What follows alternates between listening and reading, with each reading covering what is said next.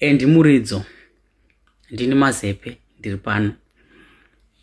Ndinoona maposta ako, ndinoona music yako ende ndinoifarira, but today you crossed the line. And sa artist, you were not supposed kutaura message yawataura, whether it's a joke. Yekuti hanzi dzokai kumusha Joza ina basa. Inini ndakafirwa nevabereki ndiri nherera. Ndakaenda kuJoni nekutoshaya musha wacho wekutogara. Ndikandoshanda, ndikatoshayiwa mari yekuvaka musha kwemakore. Doesn't mean ndoda kugara kuSouth Africa kana kuti zvanga zvisingarevi kuti ndiri kunakirwa neJoni. Ndandisingadhakwi, ndandisingamwi doro, ndandisingahuri. Matambudziko edu akasiyana. Wanzwisa Muridzo, zita rangu ndonzi Mazepe. Pamwe haundizivi. You crossed the line. Munhu wese akaenda kuSouth Africa akatoenda just because of kutambudzika kwemuZimbabwe nekutoshaya. Ende havasi vese vanoenda kuJoni vondogara 10 years vachishanda vachiwana mari. Indaishandira hupfu kuJoni.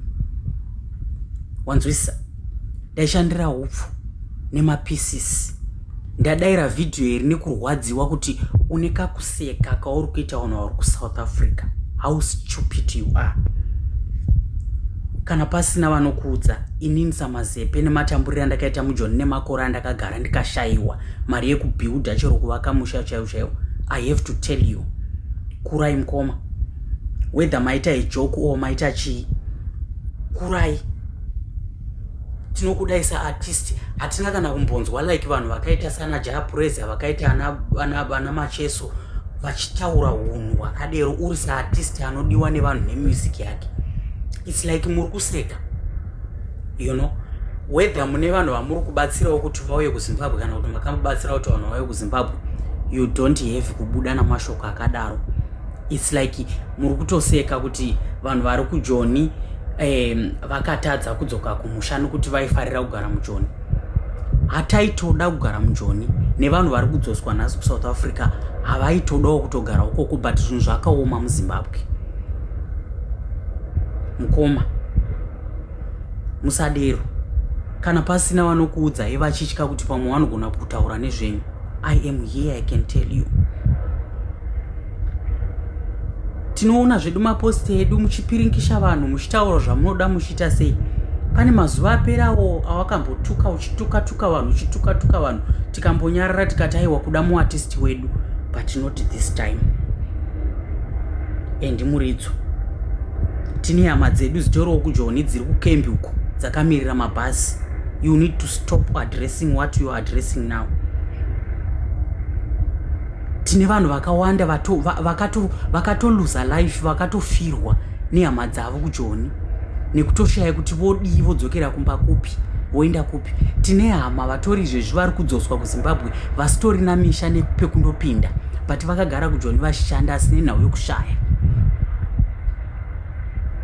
Dzikamai mukoma, muri artist, muchada kumira pamberi pemaZimbabweans muchiperforma. You need to stop it. Kana pasina anokuudzai, isusu ana Mazepe ndo basa redu iroro. Whether you like it or not, we talk about it because you come pa social media wauya tinokugamuchira nemaoko maviri kuti welcome.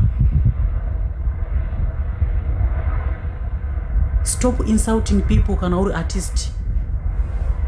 That's an insult. Mazuva aperawo mai insult vanhu imimi mukoma imimi tikakunyararirai. Not this time in this situation. Togona kutokanganwa mashift atiri kuita kuno kuEurope. Ndiri kuEurope kaini kana mamusingazvizivi. I am more than you as artist. You are nothing. Hauna chinhu. Pane ini ndiri kuno kuEurope inini. Salary yangu haienderani nemusic yako yaunoperforma muZimbabwe. So you need to stop it. Siyana navanhu vari kuJoni vakaenda kundotsvaga mari yavari kutsvaga. Handiti? Ndakanzwa futi uchitaura zvekutuka vamwe vanhu vandisingadi kutaura nezvavo. Don't let me to come and address you. Thank you.